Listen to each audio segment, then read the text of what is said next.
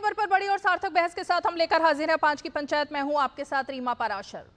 दुनिया भर में डंका बज रहा है भारत का, और हमारे जो ग्लोबल आउटरीच को लेकर के जितने भी विपक्ष के और तमाम जो भारत के सांसद गए, उन सब ने एक एक कर पाकिस्तान को बेनकाब किया।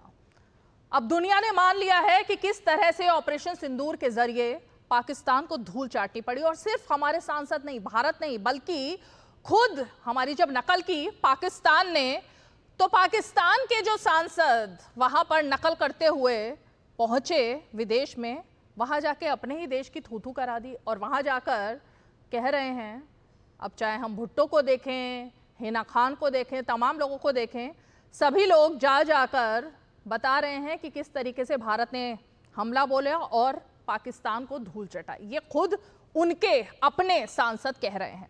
लेकिन फिर भी पता नहीं क्यों कुछ लोगों को शंका है, और शंका कुछ चीज़ों को लेकर है। कभी ये मांग की जाती है कि स्पेशल सेशन बुलाया जाए, और आज इसको लेकर के विपक्ष का जो एक इंडी अलायंस बना था, हालांकि आज हमने देखा किस तरह से वो भी बिखर गया है। आम आदमी पार्टी ज़रूर बैठक में शामिल थी, लेकिन उसने कह दिया कि भाई जो गठबंधन था वो तो पूरी तरीके से सिर्फ चुनाव तक का था, और अब कोई गठबंधन नहीं है, तो उसमें तो बिखराव दिखाई दे ही रहे हैं। लेकिन अब कांग्रेस के जो सांसद हैं, चाहे वो शशि थरूर हों, सलमान खुर्शीद हों, मनीष तिवारी हों, उनका दर्द भी बाहर आया। सलमान खुर्शीद की वो पोस्ट जो कि आज लगातार चर्चा का विषय बनी हुई है, जिसमें उन्होंने कहा कि क्या देशभक्त होना एक दुनिया में और खासकर भारत में ये बहुत ही ज़्यादा मुश्किल काम है क्या? क्योंकि उनकी पार्टी में बहुत सारे उनके बयानों को लेकर, जो उन्होंने भारत की तारीफ़ की है, सरकार की तारीफ़ की है, उसको लेकर सवाल खड़े हुए थे। तो आज ज़रा इसी पर चर्चा करेंगे कि दुनिया में तो डंका है, लेकिन कुछ लोगों को क्यों शंका है। चर्चा करेंगे, खास मेहमान जुड़ेंगे, लेकिन सबसे पहले ज़रा वो देखते हैं बयान और तस्वीरें, और उसके बाद चर्चा को आगे बढ़ाएंगे।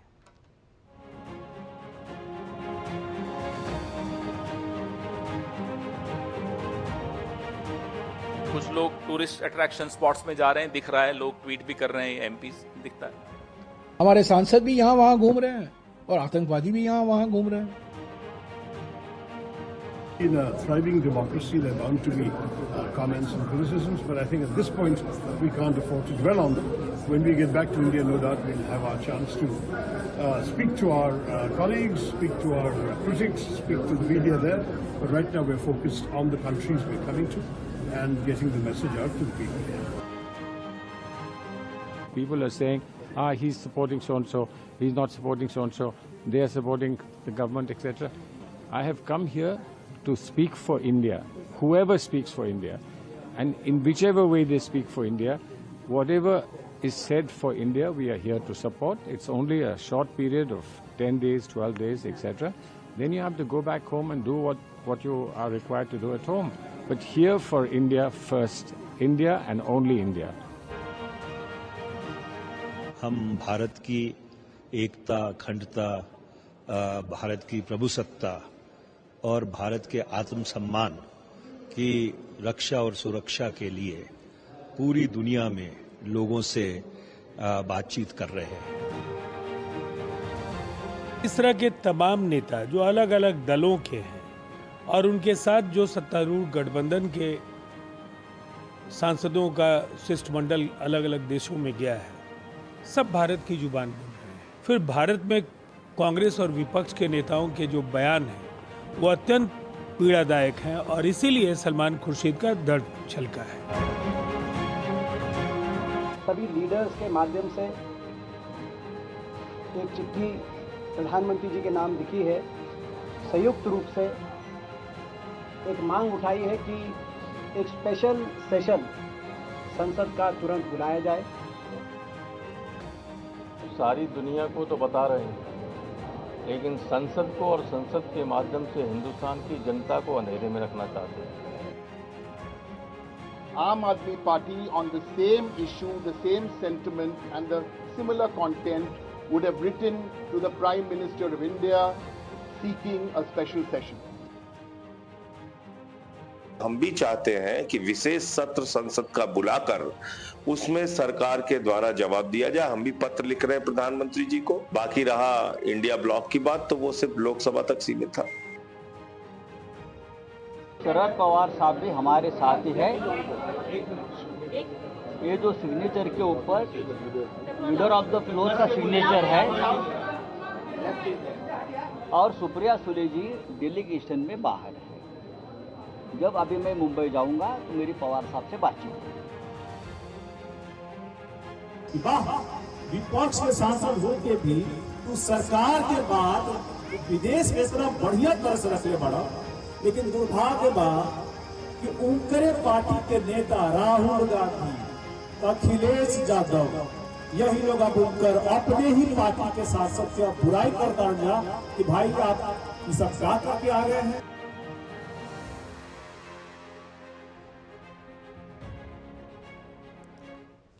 तो ये जो दर्द छलक रहा है, जरा इसी से शुरुआत करेंगे। खास मेहमान हमारे साथ जुड़ गए हैं, परिचय करा देती हूँ खास मेहमानों का। हमारे साथ राजनीतिक विश्लेषक तहसीन पूनावाला जी मौजूद हैं, हमारे साथ आम आदमी पार्टी की तरफ से सिद्धार्थ शर्मा जी मौजूद हैं, साथ ही हमारे साथ धीरेन्द्र कुमार सिंह मुन्ना जी एलजेपी के प्रवक्ता मौजूद हैं। कुछ ही पलों में बीजेपी के प्रवक्ता जुड़ने वाले हैं। लेकिन तहसीन पूनावाला जी, ये जो दर्द छलक रहा है सलमान खुर्शीद का, उससे पहले शशि थरूर का, मनीष तिवारी का, अब जो उन्होंने लिखा है, मैं एक बार, आपने तो देखा ही होगा, आप सोशल मीडिया पर काफी एक्टिव रहते हैं। When on mission against terrorism to carry India's message to the world, it's distressing that people at home are calculating political allegiances. Is it so difficult to be patriotic? क्या देशभक्त होना इतना मुश्किल है? अब इशारा किसकी तरफ था तहसीन जी, वो तो समझ आ ही रहा है सबको। थैंक यू रीमा जी, आपके शो में मुझे शिरकत करने का मौका मिला। मैं बिल्कुल शशि थरूर और सलमान खुर्शीद जी से इत्तेफाक रखता हूँ, मनीष तिवारी जी से, और मैं भी ये मानता हूँ कि ऑपरेशन सिंदूर बहुत ही ज़रूरी था। मैं इनफैक्ट एक कदम आगे जाकर कहूँगा कि भारत जो है मानवता पे एक एहसान कर रहा है इस तरह के ऑपरेशन करते हैं, और वहाँ पर जो पाकिस्तान में आतंकवादी है उनको 72 हुरों के पास भेजकर ये मानवता पे हम एहसान कर रहे हैं। क्योंकि अगर हम इन आतंकवादियों का ध्यान आज नहीं रखेंगे, कल ये आतंकवादी सिर्फ भारत पे नहीं, यूरोप और अमेरिका पे अटैक करेगा। और मैं चाहता हूँ कि जो हमारे मेंबर्स ऑफ पार्लियामेंट के डेलीगेशन है वो इस चीज की बातें करे और दुनिया को इस चीज से अवगत कराए।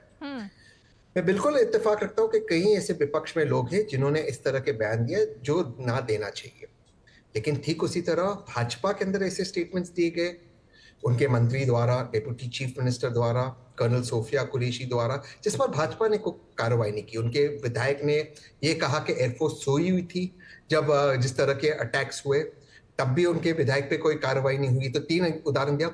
खुद माननीय गृह मंत्री साहब ने कोलकाता में कहा कि ममता बनर्जी, मैं टीएमसी का बिल्कुल समर्थक नहीं हूं, मैं टीएमसी के बिल्कुल खिलाफ हूं, हाँ। लेकिन ये बात माननीय गृह मंत्री को क्या कहना चाहिए कि ममता बनर्जी मुसलमानों को अपील करना चाहती, क्या एक गृह मंत्री साहब को ये शोभा देता है? मैं यही बात पूछ रहा हूं।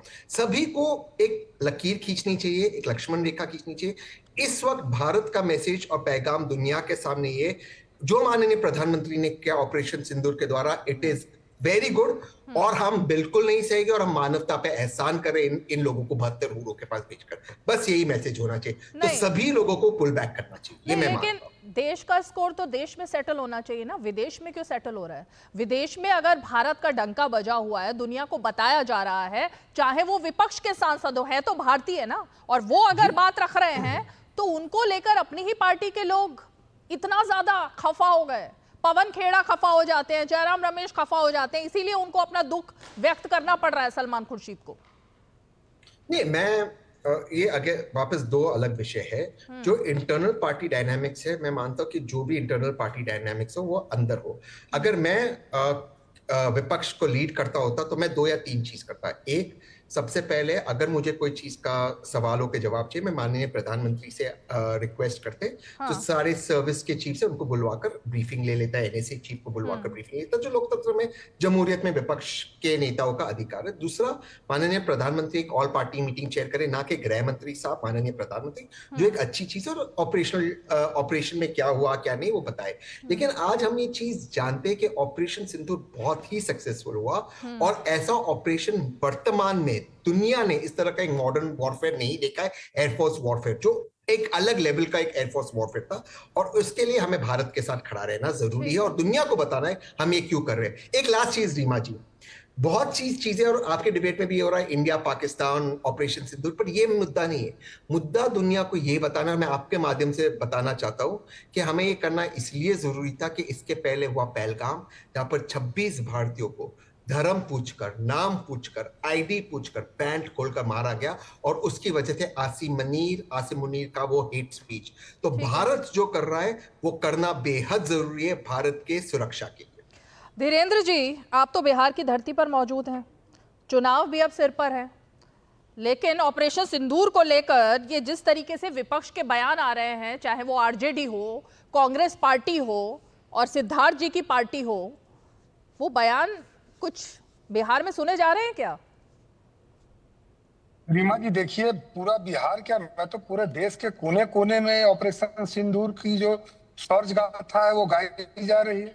आप ठीक कहा कि मैं बिहार में हूं और अभी बक्सर जिले में हूं और गांव में ही घूम रहा हूं अपने माननीय सांसद अरुण भारती जी के साथ में, और सिंदूर की चर्चा भी हो रही है और लोग कितना गौरव महसूस कर रहे हैं अपनी सेना पर, अपने सरकार पर, अपने देश पर।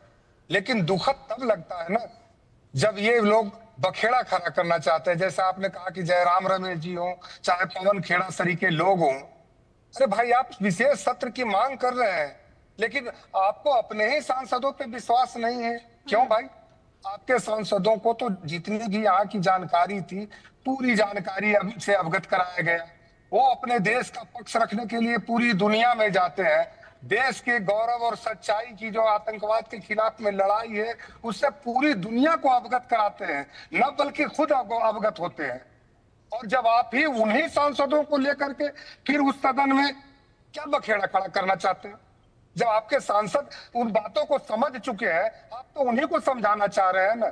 तो राहुल गांधी जी हो, चाहे विपक्ष के तमाम नेता हो, आरजेडी हो, समाजवादी पार्टी हो, रीमा जी, जरा ये मैं दोनों बातों को समझ नहीं पा रहा हूं कि जो सांसद पूरी बात को समझ चुके हैं, भारत ने क्या किया है और क्या करना चाहता है भारत, वो पूरे दुनिया को बता रहे हैं, लेकिन इनके नेता को बताने के बाद भी वो समझ करके भी नासमझ बन करके और सेना के शौर्य पर राजनीति करना चाहते हैं देश में। यह कहां से जायज है जब वो लोग आरोप लगाते हैं कि आप इस पर राजनीति कर रहे हैं, भारत की सेना पर राजनीति कर रहे हैं। आप बताइए, मैं दर्शकों पे छोड़ता हूं कि राजनीति कौन देश में कर रहा है सेना के शौर्य पर और भारत के इस बड़े विजय पर, जब आपके सांसद समझ ही चुके हैं कि भारत ने क्या किया है। और आप भी, आपके नेता को भी, पूरे दुनिया के राष्ट्राध्यक्षों को संदेश दिया, अपने नेता को भी तो बताया ही होगा ना। फिर सदन में सिर्फ हंगामा खड़ा करना अगर आपका मकसद है तो इस मकसद से आपको कोई लाभ नहीं होगा। और ये कुबड़ी कांग्रेस कब सीधी होगी ये मुझे अब समझ में नहीं आता। और दलित का प्रेम इस राजनीति में उनको नया नया जगह है। श्रीमती गांधी ने शौर्य का काम किया, पूरा देश उनको नतमस्तक होकर सलाम करता है। पाकिस्तान के 2 टुकड़े किए क्या, लेकिन उस समय बाबू जगजीवन राम जैसे दलित रक्षा मंत्री के शौर्य की गाथा अभी कांग्रेस ने नहीं गाई, न उनके बारे में चर्चा की। यह कैसा प्रेम है? मैं बताना चाहता हूं कि सिर्फ चुनाव से जोड़ करके ये पूरे शौर्य की चीज को शर्मसार करने का काम विपक्ष कर रहा है। कोई रिएक्शन तहसीन पूनावाला जी, आप कुछ कहना चाह रहे हैं? फिर सिद्धार्थ जी का रुख करूंगी। देखिए, हम भाजपा के जो समर्थक है या भाजपा की जो समर्थक पार्टी है या मेरे भाई जो यहाँ है धीरेन्द्र भाई, हम 2 चीज को कंफ्यूज कर रहे हैं। ऑपरेशन सिंदूर जैसा ऑपरेशन दुनिया ने नहीं देखा है। एयरफोर्स ऑपरेशन ऐसा दुनिया ने नहीं देखा विद ग्राउंड सपोर्ट जो एयरफोर्स को मिला था, उस बात में कोई संदेह नहीं है। लेकिन अगर विपक्ष कुछ सवाल जानना चाहता है, पूछना चाहता है, मुझे लगता है कि लोकतंत्र में अधिकार है। आपको याद है जब चीन के साथ युद्ध हुआ था, माननीय अटल बिहारी वाजपेयी जी ने पंडित जवाहरलाल नेहरू जी से पार्लियामेंट में सवाल पूछते एक स्पेशल सेशन में। जब 71 में इंडिया पाकिस्तान का वॉर हुआ था, हमने ईस्ट पाकिस्तान को तोड़कर बांग्लादेश बनाया, तब भी एक सेशन हुआ था और सारे सवालों के जवाब दिए। और मैं सेशन की बात भी नहीं कर रहा हूं, मैं कह रहा हूं कि माननीय प्रधानमंत्री के सारे बड़े नेताओं को, माननीय नीतीश जी हो, माननीय अरविंद जी हो, माननीय अखिलेश यादव जी हो, राहुल जी हो, खड़गे जी हो, उनको प्रधानमंत्री जी अटेंड करते ब्रीफ करे, आईबी चीफ, रॉब चीफ। इससे एक लास्ट चीज में कहता हूं, मान लो कि पहलगाम जैसी घटना क्यों दोबारा, कैसे नहीं होगी दोबारा, अगर एनएसए चीफ अवगत कराए राहुल जी को, अरविंद जी को, नीतीश जी को, इसमें गलत क्या है? आप इस चीज को गलत क्यों समझ रहे? गलत तो वो बीजेपी के एमएलए का स्टेटमेंट था जो सोफिया कुरैशी के बारे में कहा। ठीक है, ठीक है, बीजेपी का क्या रिएक्शन था? बीजेपी का अभी प्रवक्ता जुड़ेंगे तो देखते हैं। आएंगे नहीं रीमा जी, क्योंकि मैं हूं ना। अरे नहीं, डर जाएंगे वो। आ रहे हैं। सिद्धार्थ जी, सिद्धार्थ जी, मुझे तो ये समझ में नहीं आता कि आम आदमी पार्टी को इस वक्त फूक कर कदम रखना चाहिए। मैं आ रही हूँ, रुकिए धीरेन्द्र जी, आ रही हूँ अब 1 मिनट। सिद्धार्थ जी की आवाज नहीं आ रही क्या? नहीं, मुझे आ रही है, बीच में कुछ और आवाज तो आपकी पार्टी को तो फूक फूक कर कदम रखना चाहिए, क्योंकि जनता ने एक तरीके से दिल्ली में आईना दिखाया, कई सारे स्टेटमेंट्स को लेकर तमाम जगहों पर आईना दिखा रही है। लेकिन भगवंत मान कह रहे हैं मोदी के नाम का सिंदूर लगवाओगे, ये क्या स्टेटमेंट है? मतलब तो सिंदूर शब्द का अपमान, ऑपरेशन सिंदूर का अपमान, आस्था का अपमान, अपमान पर अपमान। और कोई ऐसे छोटे मोटे छुटभैया नेता नहीं बोल रहे हैं, आपके राज्य के मुख्यमंत्री बोल रहे हैं, पंजाब के। जी हाँ, शुक्र है दूरदर्शन को आम आदमी पार्टी के बारे में जो पूर्वाग्रह है वो भारत सरकार को नहीं है। इसीलिए भारत सरकार को आम आदमी पार्टी के सांसद इतने अच्छे लगे कि उनको विदेश के डेलीगेशन में वहां भेजा, जहां भारत के प्रधान जी खुद 73 बार जाके आए और फेल किए। पूर्वाग्रह? अरे आपने मुझे स्टेटमेंट का, आपने वेग स्टेटमेंट दिया है कि दूरदर्शन को पूर्वाग्रह। कौन सा पूर्वाग्रह है सर? आपने भी इतनी सारी पार्टियां हैं आज, लेकिन मैंने आपको चुना शो में बुलाने के लिए। अरे आपने हमें तो पूर्वाग्रह होता तो नहीं बुलाती ना आम आदमी पार्टी को। अगर पूर्वाग्रह होता, सिद्धार्थ जी अटैकिंग मोड में मत रहिए, सवाल का जवाब दीजिए प्लीज। आपका पूर्वाग्रह है कि आप पहले ही शो में आते ही पूर्वाग्रह से ग्रसित होकर मेरे ऊपर अटैक कर रहे हैं, शो चैनल पर अटैक कर रहे हैं। नहीं करना चाहिए। चलिए बोलिए। आपने मुझे शुरुआत में कहा कि हमने आम आदमी पार्टी ने किसी का अपमान किया। मैं ये कहना चाह रहा हूं कि अगर हमने अपमान किया तो भारत सरकार को हम इतने अच्छे क्यों लग गए कि जहां प्रधान जी 73 बार जाके फेल किए थे, वहां पर डंका बजाने के लिए आम आदमी पार्टी को भी सर्वदलीय बैठक में ले लिया। इसका मतलब तो यही हुआ ना कि प्रधान जी जहां फेल हो गए वहां पर आप इंपैक्ट प्लेयर आम आदमी पार्टी को बुला रहे हैं खेलने के लिए। बहुत अच्छी बात है, हम खेलेंगे, हम देशभक्त हैं, हम खेल लेंगे। अब बताऊं, आप जवाब दूं आपके सवाल का? बिल्कुल दीजिए, लेकिन आपने क्या बोला मेरे को समझ नहीं आया, बट बोलिए अब। हाँ, समझाता हूँ क्या है। चीन और पाकिस्तान से तो सेना लड़ेगी, कोरोना से जनता लड़ेगी, आम आदमी पार्टी सवालों से लड़ेगी और भाजपा केवल चुनाव लड़ेगी। भाजपा सत्ता में होने के बावजूद 2 बुनियादी सवालों का जवाब अभी तक नहीं दे पाई है, जो हर भारतीय के मन में घुमड़ रहा है। पहला ये कि राष्ट्रवादी सरकार होते हुए पहलगाम जैसा हमला क्यों हुआ, और जब सेना की मुट्ठी में पाक अधिकृत कश्मीर और अखंड भारत दोनों आ गए थे, तो आपने पाकिस्तान को राहत देने वाली सीज फायर मान क्यों लिया? और मजेदार बात यह है कि कांग्रेस इसमें बड़ा अच्छा खेल रही है, लूज बॉल दे रही है इसको, भाजपा को। कभी शशि थरूर को उतार देती है और कभी रफाइल पर सवाल कर देती है, जिससे कि भाजपा को रास्ता मिल जाता है। शशि थरूर और कितने रफाइल गिरे, ऐसे सवाल तो बीजेपी को मुख्य सवाल से बचने का रास्ता देते हैं, क्योंकि लोगों के मन में 2 ही सवाल है, पहलगाम कैसे हुआ, सीज फायर क्यों हुआ, इस चीज का जवाब क्यों नहीं देते हैं। अब संयुक्त सत्र के बारे में जहां तक आपका सवाल है, थोड़ी सी एक सामान्य समझ बताती है कि अगर भारत सरकार ने खुद पहलगाम नरसंहार के बाद सर्वदलीय बैठक बुलाई, विपक्षी सांसदों को विदेश राजनयिक डेलीगेशन में भेज रहा, शामिल किया, तो क्या ये उचित नहीं है कि ट्रंप द्वारा घोषित सीज फायर के बाद सरकार एक विशेष सत्र बुला ले? आखिर आप रेस्टोरेंट में भी जाते हैं तो खाना बाद में देता है, बिना पूछे पानी तो दे ही देता है। तो सवाल सरकार से है, विशेष सत्र कब बुला रही है? अब आम आदमी पार्टी की बात करें, हम एक राष्ट्रीय पार्टी हैं, हमारा शासन का फोकस सार्वभौमिक बुनियादी सेवाओं पर होता है, जो अन्य राजनीतिक दलों से थोड़ा भिन्न है। भले हम क्षेत्रीय दलों के साथ हमारी दोस्ती वैचारिक है, लेकिन विराट कोहली और श्रेयस अय्यर आज आईपीएल में अलग खेलेंगे, अगले हफ्ते जाके इंग्लैंड में साथ में खेलेंगे। आम आदमी पार्टी ने संयुक्त सत्र के लिए स्पष्ट रूप से मांग कर दी है। याद रखें, आम आदमी पार्टी के संजय सिंह ने सबसे पहले जेपीसी मांगी थी अडानी के लिए।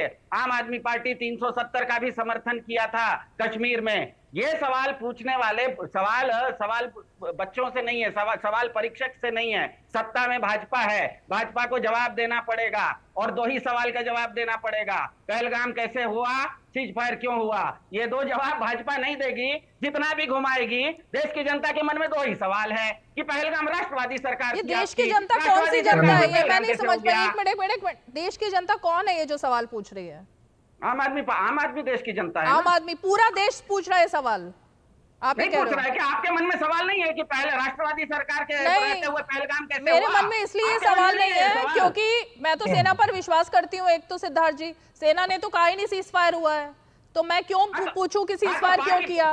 मैं जो लोग झूठ परोस रहे हैं मैं उनकी बात पे यकीन क्यों करूं? मैं तो सेना की बात पर यकीन करती हूँ ना। सेना ने तो कहा ही नहीं सीज़फायर हुआ है, लेकिन अब ये आम जनता कौन है ये मैं जानना चाह रही थी। मुन्ना जी बताइए, आम जनता के मन के ये जो सवाल है, जो आम आदमी पार्टी को लग रहा है आम जनता के मन के जो सवाल है, और सीज़फायर क्या है ये? आम जनता की बात अगर आम आदमी पार्टी समझ जाती तो आज ये दुर्दशा नहीं होती। अफसोस है ना कि भारत और भारतीय जनता पार्टी में इन लोगों को फर्क ही समझ में नहीं आ रहा है। बात जब भारत की हो रही है तो ये दुश्मनी साधने के चक्कर में भारतीय जनता पार्टी से, पूरे देश के सेना से और उसके पराक्रम पर सवाल उठाना चाहते हैं। और कुछ चीजें बहुत सीक्रेट होती हैं, उस पर समाजवादी पार्टी और कांग्रेस पार्टी के लोग रक्षा मंत्रालय में काम किए, मंत्री रहे, प्रधानमंत्री रहे, इनको पता होता है। और जिनको बताना चाहिए था इन्हीं के पार्टी के सांसदों को बताया भी गया। मैंने फिर वही कहा कि जब इनके सांसदों को बताया गया, रीमा जी, तो क्या इनके सांसद और इनके नेताओं के बीच में समन्वय की कमी है क्या? या जो इनके नेता कोई नैरेटिव चलाना चाहते हैं उसमें इनके सांसद साथ नहीं देना चाह रहे हैं क्या? इनके सांसद ज्यादा अच्छे हैं इनके नेताओं से क्या? सवाल भारत के जनता के बीच में यह घूम रहा है। और ये जो नैरेटिव चलाना चाह रहे हैं, इसमें मौका ये चाह रहे हैं कि सदन खुले और बेमतलब के सवाल, जो कि भारत के गोपनीयता का सवाल है, उसको सरेआम करे और देश के दुश्मनों को ऐसा मौका दे ताकि वो विदेश में भारत की जो आंतरिक चीजें हैं उसकी पोल खुले। आज तक तो यही करते आए हैं लोग। अरे ये लोग क्या समझेंगे? अपने खुद की चोरी की तो गोपनीयता भी बढ़िया से नहीं रख पाए, एक एक करके लोग तिहाड़ पहुंच गए। आज फिर उन्हीं जंजालों से निकल भी नहीं पाए कि फिर सेना और देश पर सवाल खड़ा करना चाह रहे हैं। आम आदमी को तो कम से कम ऐसी चीजों से बचना चाहिए। और जो सांसद आपके गए थे ना विदेश, उनको बुलाइए ना, वो आपको बताएंगे कि देश ने क्या अच्छा किया है और कौन सा बड़ा काम किया है। फिर सदन में आके क्या आप जानेंगे? और अगर सत्र तो खुलेगा ही ना, उस सत्र में आप इस सवाल को भी खड़ा कर लीजिएगा। लेकिन इस विशेष सत्र बुलाने का मुझे लगता है कि नई जरूरत है। जिस तरह से विशेष तौर पर इनके सभी सांसदों को भारत द्वारा उठाए गए सारे कदमों को बता दिया गया है, अगर अपने पार्टी का इंटरनल मीटिंग करके अपने सांसदों का संसदीय दल का बैठक कर ले तो सारी जानकारी मिल जाएगी और इनको भी गौरव होगा। लेकिन गौरव तो अंदर अंदर हो ही रहा है। जब सेना ने पाकिस्तान को धूल चटाए तो ये लोग भी जरूर बाहुबल फैला रहे थे अपना कि हाँ मेरा देश जीता है। लेकिन इसका क्रेडिट राजनीति में कहीं देश के सत्ताधारी दलों को न मिल जाए। अरे भाई, देश के सत्ताधारी दल को क्यों नहीं मिलना चाहिए? ठीक है, आपको आप बताइए ना कि श्रीमती गांधी के शौर्य को और गौरव को लोग गाते हैं कि नहीं आज गाते हैं? अगर चाइना के साथ लड़ाई हुआ है उसमें सरकार की बंद पिटी है तो नेहरू जी की भी आलोचना होती है। तो अगर आपको क्रेडिट मिलता है तो डिस्क्रेडिट भी मिलता है। अगर हमने 2 स्ट्राइक बड़े किए हैं तो क्रेडिट भी मोदी जी को मिलेगा, एनडीए को मिलेगा और ये देश की जनता दे भी रही है। अगर गांव गांव आप लोग घूमते नहीं है ना, टीवी चैनलों पर आकर बोलते हैं, गांव में जरा ये बात बोलिएगा तब लोग समझाएंगे कि देश की गौरव गाथा को कैसे। सिद्धार्थ शर्मा जल्दी से जवाब दीजिए। बीजेपी से कौशल कांत मिश्रा भी जुड़ गए हैं। जी, सवाल मुझसे था क्या? सर आप ही से था, आप ही की बात का तो जवाब दे रहे हैं मुन्ना जी इतनी देर से, अब जवाब दीजिए जल्दी से।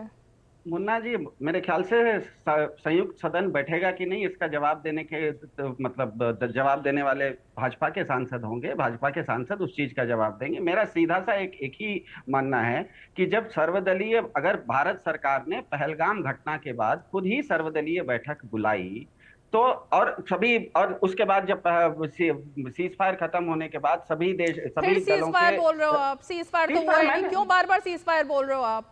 कहाँ हुआ है सीज फायर भाई? आपको अलग से जानकारी मिली है क्या सीज फायर की? हो गया है? आम आदमी पार्टी को अलग से जानकारी दी गई है क्या जो हुआ ही नहीं है उसकी? क्यों भ्रांति फैला रहे हो आप सीज फायर बोल बोलकर? क्या ट्रंप ने सीज फायर की घोषणा सीज फायर नहीं हुआ है, operation Sindoor is on. Operation Sindoor is on. Bharat की सरकार ने सीज फायर नहीं किया है।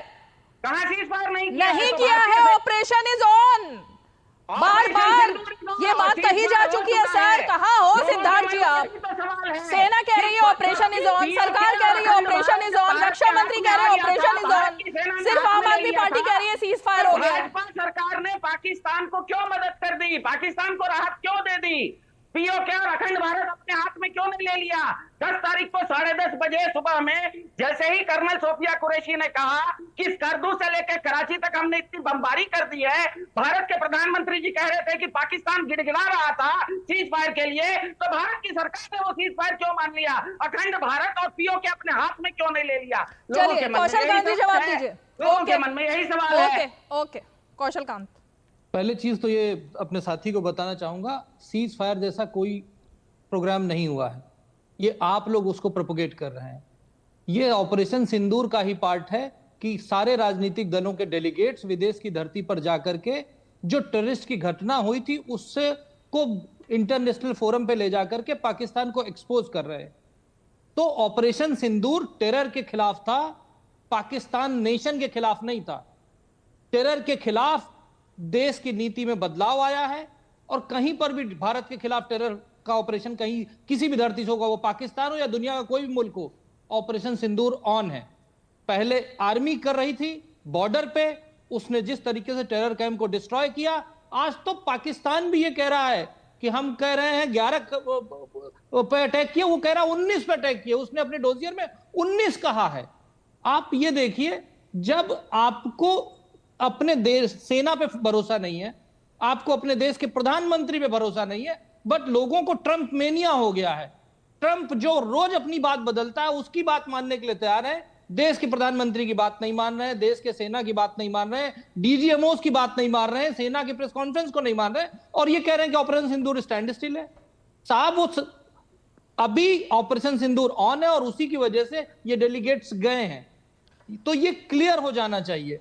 आपको कंफ्यूजन किस बात का है मुझे नहीं समझ में आ रहा है। और जहां तक रही सर्वदलीय बैठक की बात करना, जब ऑपरेशन सिंदूर का एक्टिव पावर, जब सेना आक्रमण कर रही थी जब टेरर कैंप में, उस समय 2 बार मीटिंग हुई, लेकिन आप चाहते हैं संसद में उस पर बहस हो जिसपे कि आपके अपने एलाइज, एनडीए के एलाइज शरद पवार जी कह रहे हैं नहीं, ये नहीं हो सकता, होना नहीं चाहिए, क्योंकि देश की सेंसिटिविटी, रक्षा की बात है, सेना की बात है, उसको आप सदन में डिस्कस नहीं कर सकते।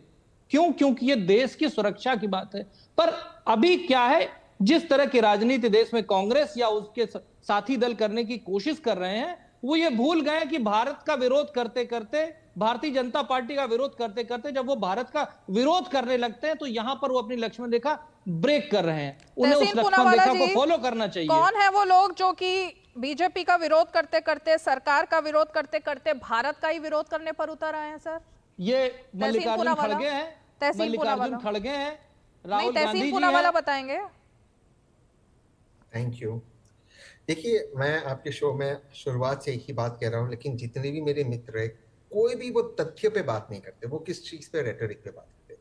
अब मेरे साथी है सिद्धार्थ भाई, आम आदमी पार्टी से, और मैं, हम दोनों कहते हैं ऑपरेशन सिंदूर पे पूरा भरोसा है, हम दोनों कहते हैं सेना ने पूरी तरह से पाकिस्तान को हराया, हम दोनों कहते हैं, इनफैक्ट मैंने ओपनिंग स्टेटमेंट था कि दुनिया ने इस तरह का एयरफोर्स वॉरफेयर में 6 और मई 7 की रात को नहीं देखा। मैं पूरी तरह से कह रहा हूँ कि हमने हर ऑब्जेक्टिव अचीव किए, बट भाजपा कह रही नहीं, आपको विश्वास नहीं। अब इसके अलावा क्या, आपको वही चीज कहना है, आपको सुनना नहीं है जो आज सामने वाला कह रहा है, क्योंकि आपको आपका नैरेटिव चलाना है। मैं कह रहा हूं दोनों साइड से गलत स्टेटमेंट्स हुए, मैं तो मान रहा हूं मेरी साइड से गलत स्टेटमेंट्स हुए, मैं कहां उस बात से भाग रहा हूं, क्योंकि मैं भारत माता का सच्चा सपूत रहा हूं। लेकिन आप में हिम्मत नहीं होगी मानने को कि जो माननीय अमित शाह जी ने कलकत्ता में कहा, हालांकि मैं टीएमसी का बिल्कुल समर्थक नहीं हूं, मैं टीएमसी का विरोध हूं, लेकिन ममता बनर्जी मुसलमानों को अपीस करने के लिए इस तरह की पॉलिटिक्स कर रही, ये गलत स्टेटमेंट था। ऑपरेशन सिंदूर चालू, ये आप ही ने कहा डॉक्टर मिश्रा साहब, तो कही है अमित शाह जी गलत है, कही आपके मिनिस्टर गलत है, उस पर कोर्ट ने एफआईआर नहीं रोका, लेकिन आपने कार्रवाई नहीं की। आपके उधमपुर के एमएलए विधायक ने कहा कि एयरफोर्स सोया हुआ था, कहिए कि वो एमएलए को आप लात मारकर बाहर निकालोगे पार्टी से, आप नहीं कहोगे लात मारकर बाहर निकालोगे, आप कहोगे हम अपने कार्य नहीं किया उनके ऊपर। ठीक है, इन चीजों को छोड़ते, हम आते जो एक्चुअल चीज है। ऑपरेशन सिंदूर चालू है, हमें सरकार पे भरोसा है। इसके अलावा विपक्ष को कुछ और चीजें जानना जरूरी है। मैं मिसाल के तौर पे दोबारा से रिपीट करता हूं, पहलगाम में एक इंटेलिजेंस फेलियर हुआ है, तो खुद माननीय किरण रिजिजू जी और माननीय प्रधानमंत्री ने माने, ये दोबारा से क्यों ना हो, ये मानना, ये सवाल पूछना हमारा वाजिब है। दूसरा, जिस तरह से मारा गया आसिम मुनीर की हेट स्पीच के बाद, आसिम मुनी ने घटिया सा हेट स्पीच किया, उसमें उन्होंने हिंदुओं को टारगेट किया। ये पूछना जरूरी है कि रॉ डेस्क क्या कर रहा था, ये सही सवाल है। तीसरा, ये हिंदुओं पे पहला अटैक नहीं था जम्मू और कश्मीर के अंदर।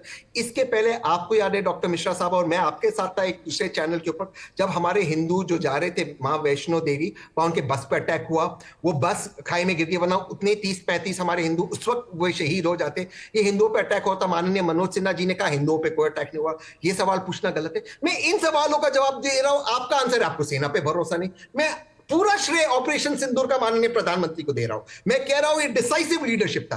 अब आप मेरे सवालों का स्पेसिफिक जवाब दीजिए। कौशल जी, आपने कहा कि आप ऑपरेशन सिंदूर पे कोई डाउट नहीं कर रहे हैं। बिल्कुल नहीं। पर आप हैं कौन?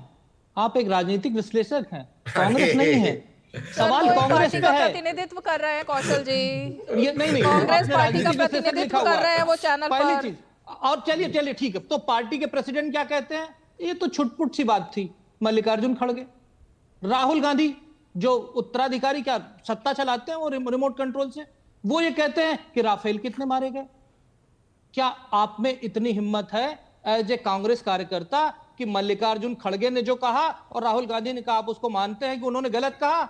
रीमा जी, मैं जवाब दे दूं एक लाइन में? बोल रहा हूं, मैं एक लाइन में जवाब दे दूं, एक ही लाइन में। आखिरी बात बता देता हूं जो आपने कहा। जी, देश की सेना के खिलाफ कोई भी बोला हो, हम उसको बिल्कुल सिरे से खारिज करते हैं। हम उसको कोई समर्थन नहीं करते, चाहे वो हमारी पार्टी का हो, चाहे वो आपकी पार्टी का हो, या देश का कोई भी नागरिक हो। जो देश की सेना के खिलाफ है वो हमारे खिलाफ है, मेरी पार्टी के खिलाफ है, मेरे देश के खिलाफ है। तहसीन पूरा वाला 100%। अब से ठीक 2 मिनट पहले, यही बात बता रही हूँ, अब से ठीक 2 मिनट पहले राहुल गांधी ने पोस्ट किया है। अब उनकी जो बाइट है ना वो अभी 1 मिनट बाद चलेगी चैनल पर। ट्रंप का एक फोन आया और नरेंद्र जी तुरंत सरेंडर हो गए। इतिहास गवाह है, यही बीजेपी आरएसएस का कैरेक्टर है, ये हमेशा झुकते हैं। भारत ने 1971 में अमेरिका की धमकी के बावजूद पाकिस्तान को तोड़ा था। कांग्रेस के बब्बर शेर और शेरनियां सुपर पावर से लड़ते हैं, कभी झुकते नहीं। अरे सर, ऐसा स्टेटमेंट देने से पहले राहुल गांधी को थोड़ा इतिहास की एक बेसिक किताब अगर दे देते तो शायद वो ऐसा स्टेटमेंट नहीं देते। अब ये स्टेटमेंट जो दिया जा रहा है, ये किसके बहकावे में दिया जा रहा है? रीमा जी, मैं पूरी तरह से मानता हूँ 1971 का वॉर और 2025 में दो अलग अलग विषय थे। उस वक्त ना ही दोनों मुल्कों के पास, भारत के पास कुछ मिसाइल्स थे, पाकिस्तान के पास मिसाइल्स नहीं थे, और दोनों मुल्क न्यूक्लियर पावर नहीं थे। भारत ने कुछ न्यूक्लियर ऑपरेशंस किए थे पर न्यूक्लियर पावर्स नहीं थे कन्वेंशन, तो न्यूक्लियर एस्केलेशन हो ही नहीं सकता था। तो 1971 और 2025 को आप कंपेयर नहीं कर सकते। हालांकि इंदिरा जी ने बहुत अच्छा काम किया, उसको हम मानते हैं, और उसका श्रेय अगर इंदिरा जी को जाता है, मैं कहता हूं 2025 का श्रेय मोदी जी को जाता है। No if no but.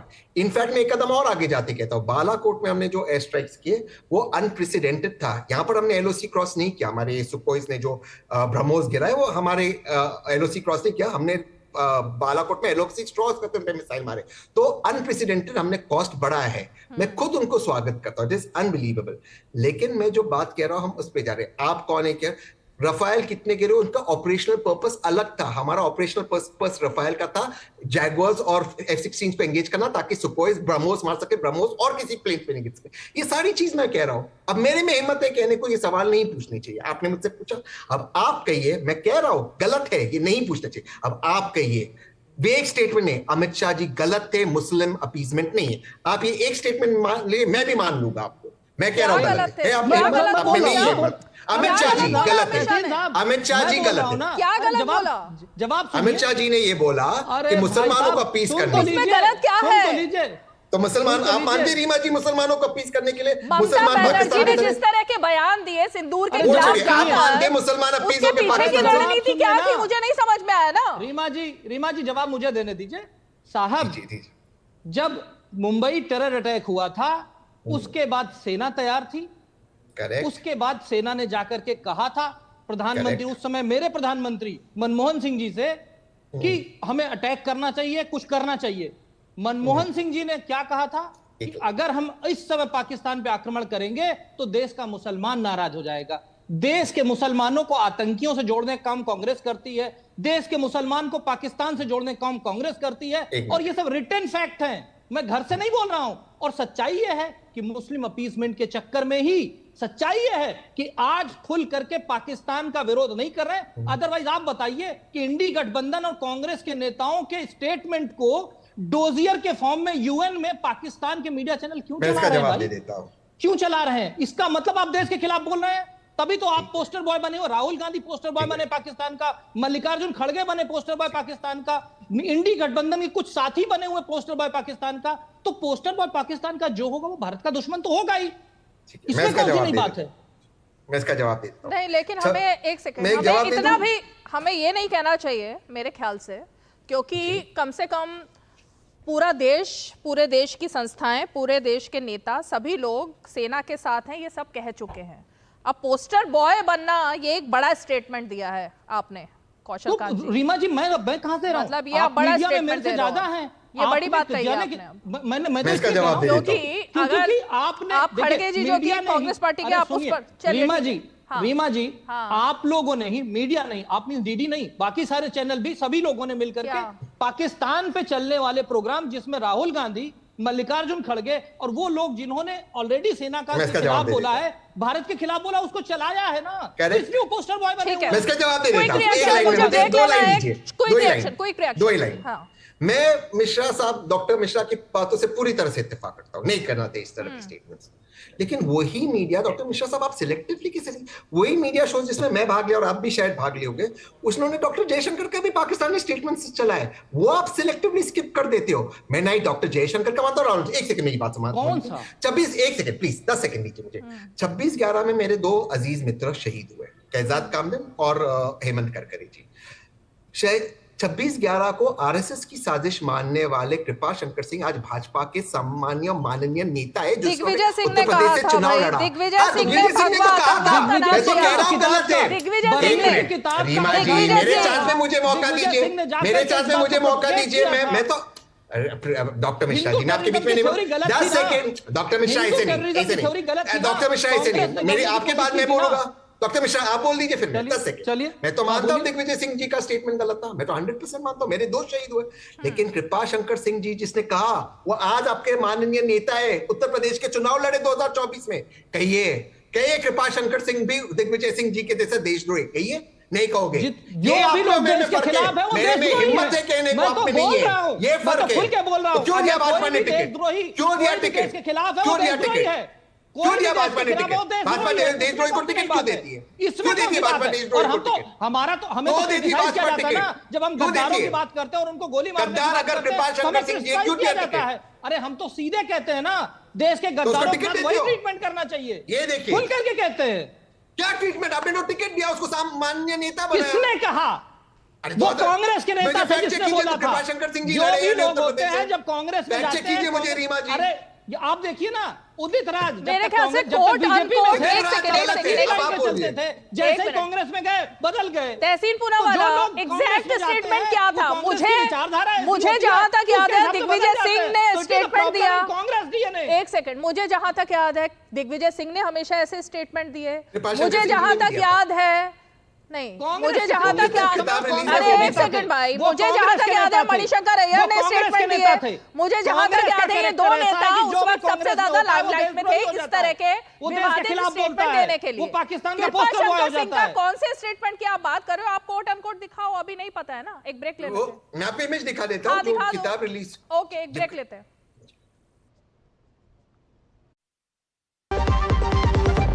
Ekadashi रातिया Assam tea is the best tea. It's a magical beverage actually. Assam tea is our pride. 200 glorious years of Assam tea. The saga will continue for many more centuries to come.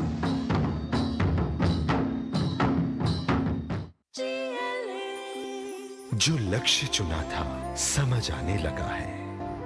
GLA university, उच्च लक्ष्य की निश्चित प्राप्ति।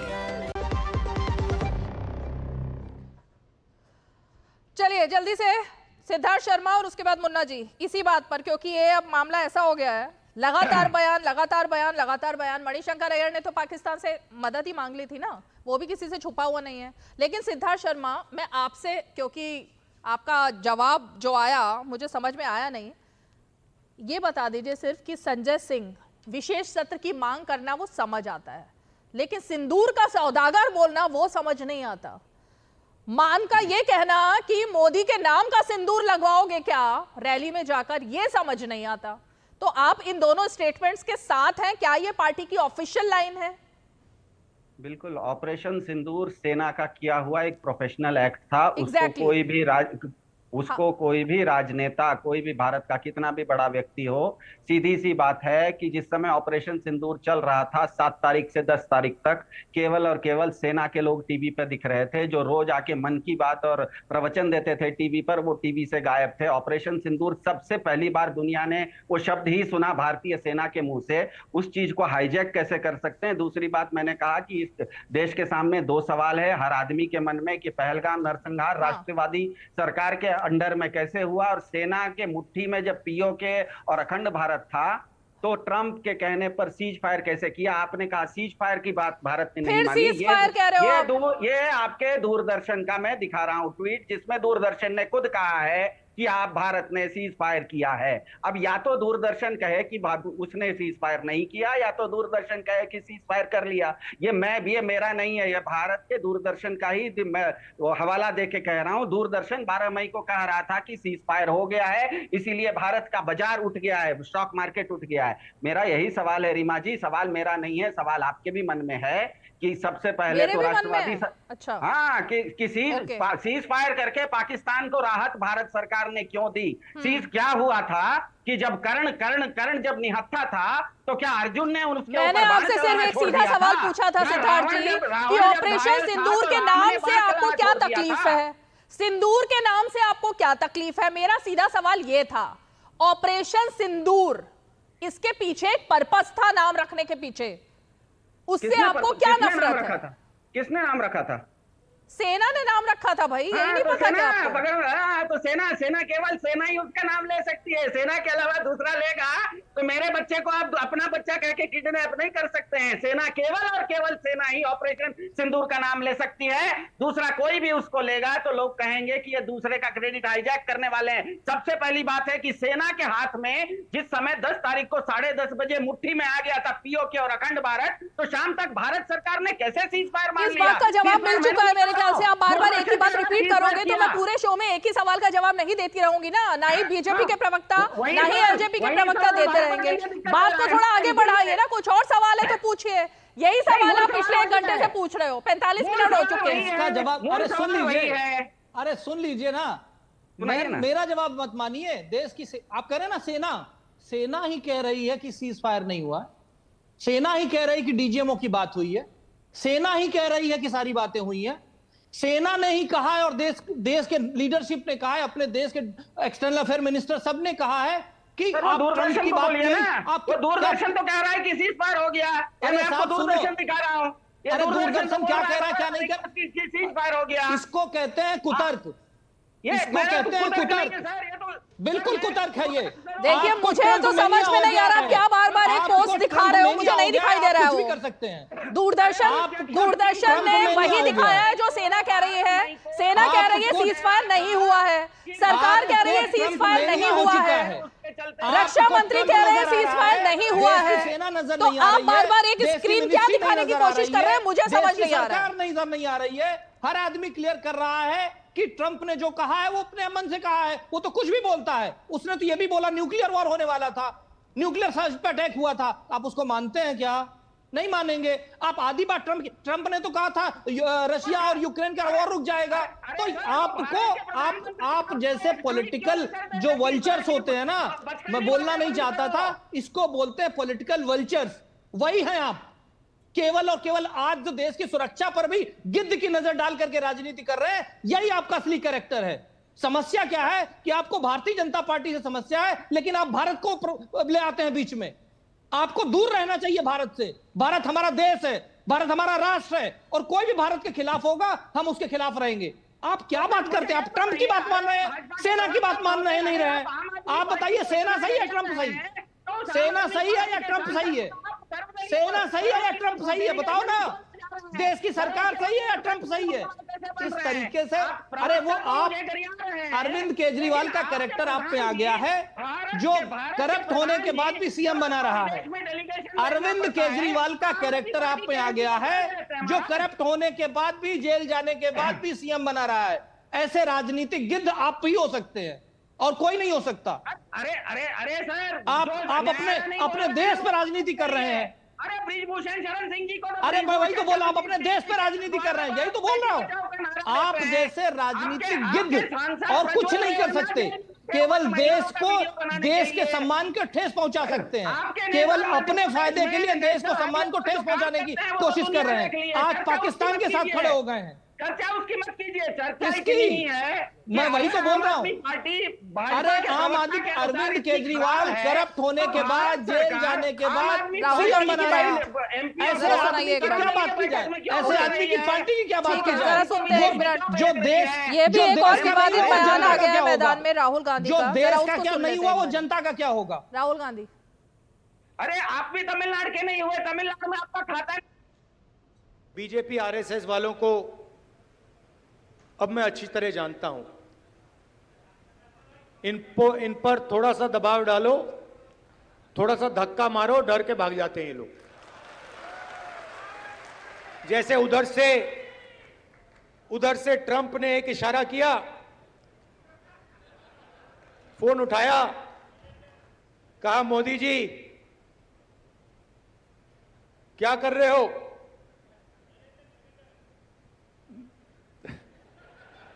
Narendra surrender, और जी हजूर करके नरेंद्र मोदी जी ने Trump के इशारे का पालन किया। आपको एक समय याद होगा जब फोन कॉल नहीं आया था,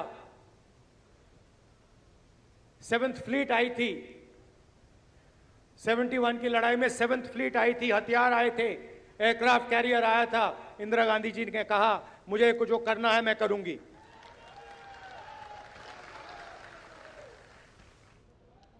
अब सवाल यह है तहसीनपुरा वाला, ये जो विवादित बयान राहुल गांधी ने दे दिया है, 1971 में क्या हुआ था ये भी सबको पता है। लोग ये भी पूछ रहे हैं कि इंदिरा गांधी के पास तो पूरा मौका था, फिर पीओके क्यों नहीं लेकर आ पाई थी। लेकिन चलिए वो इतिहास की बात हो गई, उस पर बात करना बेमानी है। लेकिन 26/11 में क्या हुआ था वो भी सबको पता है। और ये तो सेना की तरफ से ही बयान आया था कि मनमोहन सिंह के हाथ क्यों बंधे हुए थे। क्या उन्होंने कहा था? यूएस की फॉरेन मिनिस्टर यहाँ पर आ जाती हैं और वो आके कहती हैं कि बस कुछ नहीं करना है, सिर्फ बात करनी है, और बात ही की गई सिर्फ। तब किसकी मध्यस्थता थी, इस पर भी सवाल नहीं खड़े हुए हैं। तो ये जो विवादित बयान तालियां बटोरने के लिए राहुल गांधी एक के बाद एक दे रहे हैं तहसीन जी, और फिर जब कौशल कांत मिश्रा कहेंगे कि पाकिस्तान के साथ बात की जा रही है मिलकर के, तो फिर आपको लगेगा बहुत बुरा। देखिए, दो अलग अलग विषय। हम पाकिस्तान की मीडिया को बाहर रखे, मैं उसको तवज्जो नहीं देता। वही मीडिया 370 के समय खट्टर साहब को कोट कर रहा था, वही मीडिया जयशंकर जी को भी कोट कर रहा था। वो मीडिया कोई सच्चा मीडिया नहीं, वो उनकी इंटेलिजेंस एजेंसी द्वारा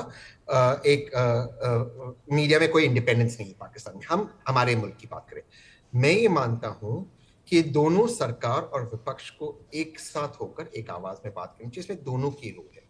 ऑल पार्टी मीटिंग में प्रधानमंत्री जी को भी आना चाहिए, सबको ब्रीफ करना चाहिए, और विपक्ष के नेताओं को भी इस तरह से बात करनी चाहिए जिससे देश का फायदा। मैं मानता हूँ किसी पूर्व प्रधानमंत्री को दोष देकर गलत है। अगर हम दोष देने के उसमें जाए तो फिर जिस चीज के लिए मैंने माननीय मोदी जी को क्रिटिसाइज किया था कि उन्होंने आईएसआई को क्यों अलाउ किया पठानकोट के अंदर, वो बात कभी खत्म नहीं होगी। लेकिन हर प्रधानमंत्री, मनमोहन सिंह जी हो, मोदी जी हो, इंदिरा जी हो, नेहरू जी हो, वाजपेयी जी हो, हर प्रधानमंत्री देश का अच्छा ही चाहता है। हाइंडसाइट हमेशा 2020 होती है। मैं नहीं मानता हूँ मोदी जी देश का गलत चाहते थे या मनमोहन सिंह जी। तो मुझे लगता है इसमें पॉलिटिक्स बंद होनी चाहिए। पहली बात, मैं नहीं मानता हूं अमेरिका ने इंटरफेयर किया है। Of course American secretary Rubio ने जयशंकर जी से बात की, ऑफ कोर्स उन्होंने पाकिस्तान से बात की, ऑफ कोर्स बातचीत में यहां का मैसेज वहां का मैसेज यहां दिया, बट उसको मीडिएशन नहीं कहते। शशि थरूर जी भी कहते हैं, मैं भी मानता हूं। और कोई भी प्रधानमंत्री, चाहे वो मोदी जी जैसा पावरफुल प्रधानमंत्री हो, वो इस चीज को एक्सेप्ट ही नहीं कर सकता और पब्लिक एक्सेप्ट नहीं करेगी मिडिएशन होगा इंडिया पाकिस्तान में, वो पॉसिबल नहीं है। लेकिन जो विपक्ष के सवाल है, जो विपक्ष पूछते हो, उसका जवाब ये नहीं हो सकता आप पाकिस्तान के साथ खड़े हो, आप देशद्रोही हो, आप भी वो नैरेटिव नहीं लेते हो, आप भी विपक्ष को टारगेट करते हो, आप भी कह रहे हो विपक्ष मुसलमान को अपीस कर रहा है, ये भी गलत है। विपक्ष के दोनों पार्टी, धीरेन्द्र मुन्ना, मैं आपको बताया स्पेसिफिक सवाल, आप उसके जवाब दे दीजिए। आप बताइए ना। एक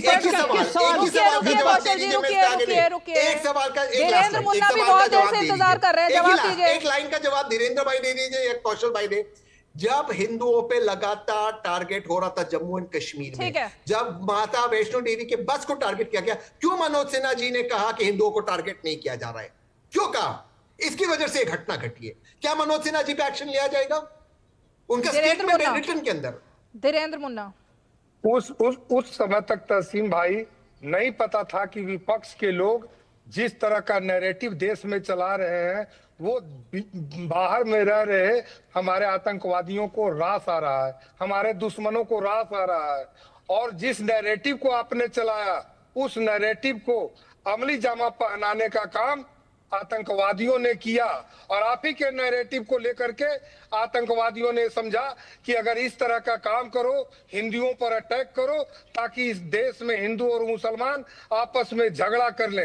लेकिन हम यहाँ के मुसलमानों का भी उतना ही इज्जत करते और हिंदुओं का भी। इतना भाईचारे के साथ में ऑपरेशन सिंदूर के साथ में खड़ा रहा अपने भारत की सेना के साथ कि मैं सभी हिंदू, मुस्लिम, सिख, ईसाइयों को सलाम करता हूँ, विपक्ष के नेताओं को सलाम करता हूं और आपके जैसे लोगों का भी सलाम करता हूं कि देश के लिए सब लोग खड़े रहे। लेकिन अब तो चुनाव बिहार का आ गया है ना तस्लीम भाई, तो अब तो इसी में खोजेंगे ना विपक्ष के लोग अपनी राजनीति, नैरेटिव चलाने के लिए। तो कहते हैं कि इसमें कम से कम अगर हमने देश के टुकड़े करने का क्रेडिट दिया था श्रीमती गांधी को ना, तो मोदी जी को भी कहिए थैंक यू मोदी जी, आपने देश को इतना बहादुरी से नेतृत्व करके लड़ा है, मेरे ख्याल से इतनी छूट दी। ठीक और है, एक बार बोलिए। Okay, final comment. मैं तो अभी एक टाइम्स ऑफ इंडिया के लिए आर्टिकल अभी दिखाऊं कि ऑपरेशन सिंदूर मानवता पे एक एहसान है। मैं दोबारा से रिपीट कर रहा हूं, और मैं पता नहीं क्यों सरकार के लोग नहीं कह रहे हैं किसी और।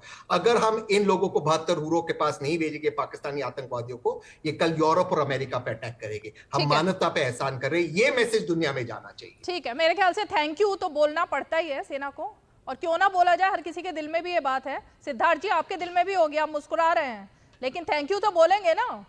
भले ही गलत खबरों पर बोल रहे हो, लेकिन सही खबरों पर भी बोलिए कई बार।